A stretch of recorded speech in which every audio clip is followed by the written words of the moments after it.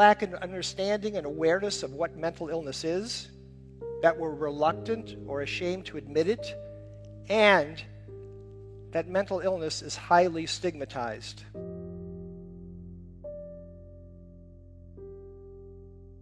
According to the World Health Organization, 800 million people suffer from at least one mental health disorder after 2017, 20 times more than the number of people who are suffering from HIV, depression, anxiety, bipolar, eating disorder, and many more contribute to the suicide of a person every 40 seconds.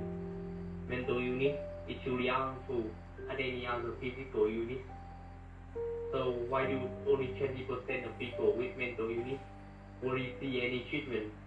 When researchers have shown that 50% of mental illness begin at age 14, and especially in Vietnam, where the average age with mental illness begins alarmingly becoming younger and younger. The answer to that question is stigma. People are afraid of talking about their mental health because they think that isn't right or normal or dignified. But I wanted to ask you a question. How many of you can say that you love yourself, that you like the way you look, that you are good enough for the expectations of your parents, that you are good enough to reach your dreams, or that you are not afraid that your partner don't love you anymore? Are you living your perfect life? Sometimes the question can hit too close to home. Many people even ask themselves the question daily. To tell you how insidious stigma can be, let's do a short thought exercise.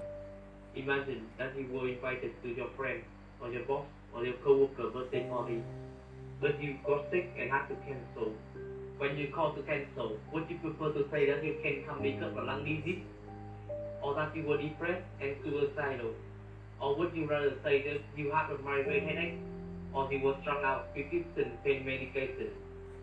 If you would prefer the former to the latter of each case, you, my viewer, are affected by stigma. Now, stigma is not unique to mental illness. We have seen it associated with illness throughout human history: leprosy, tuberculosis, cancer, and the most stigmatized illness that I know of is AIDS. When AIDS first spread, there was no treatment, no cure. No one could figure out what was wrong with the patient, and many people lost their lives hopelessly. That alone can stigmatize the illness, but the fact that it was occurring predominantly in the discriminated LGBT plus group made the victim became social pariah. But then